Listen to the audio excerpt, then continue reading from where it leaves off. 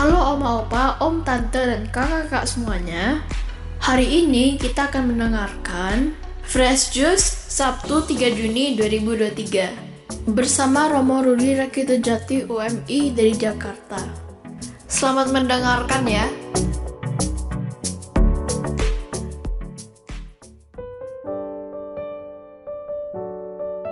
Para sahabat Fresh Juice, pada hari ini kita mendengarkan sabda Tuhan dari Injil Markus bab 11 ayat 27 sampai 33. Beberapa waktu sesudah mengusir para pedagang dari halaman Bait Allah, Yesus dan murid-muridnya tiba kembali di Yerusalem. Ketika Yesus sedang berjalan-jalan di halaman Bait Allah, datanglah kepadanya imam-imam kepala, ahli-ahli Taurat, dan kaum tua-tua.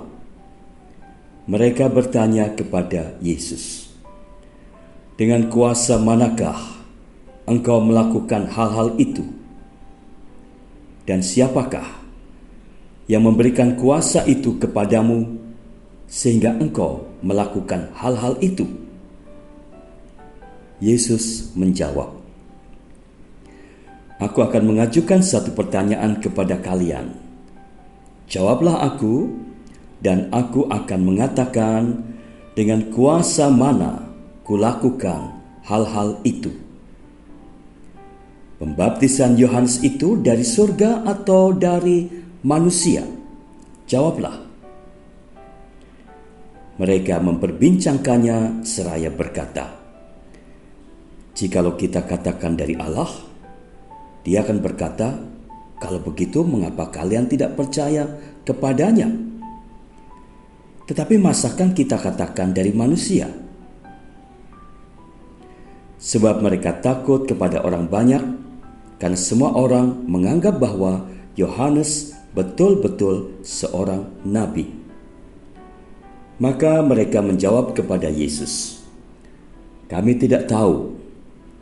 Maka kata Yesus kepada mereka, "Jikalau demikian, aku pun tak akan mengatakan kepada kalian, dengan kuasa manakah aku melakukan hal-hal itu."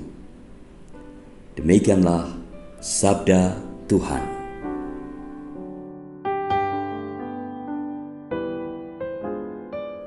Para sahabat Fresh Juice,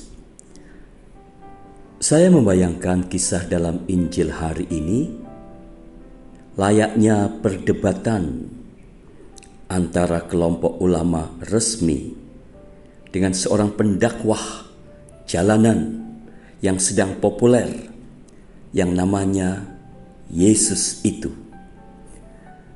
Kelompok ulama itu merasa semakin terganggu dengan sepak terjang pendakwah populer yang mereka pandang semakin berani sekaligus bisa mengancam reputasi kelompok ulama resmi di mata pemerintah.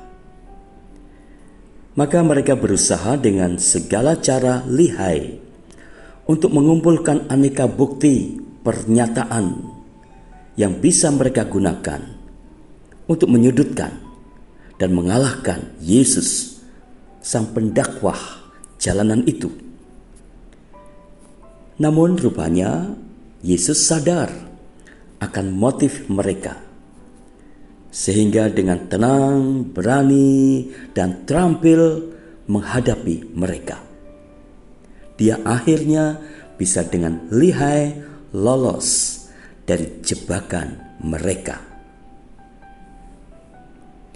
Maka bercermin dari kisah ini, marilah kita juga lebih sadar dan waspada dengan aneka dalam tanda petik jebakan yang bisa merugikan diri kita.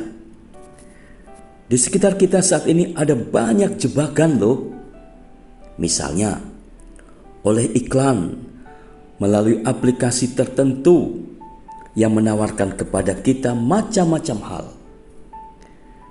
Dari promosi untuk membeli produk tertentu dengan harga diskon menarik, sampai cara untuk cepat order makanan, untuk order shopping dengan mudah, untuk cepat menjadi kaya, untuk cepat menjadi cakep seperti para selebritis. Bahkan banyak tawaran untuk cepat dapat hutang atau kredit dengan bunga yang ringan dan proses yang mudah.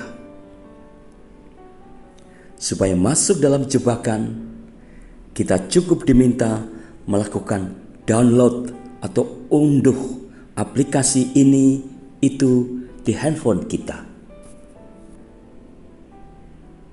Bila kita terjebak dalam salah satu jebakan itu, kita bisa mengalami kerugian diri kita secara ekonomis maupun sosial, bahkan secara rohani. Oleh karena itu, jadilah tenang, jadilah bijak, jadilah cerdas, dan kendalikan keinginan kita.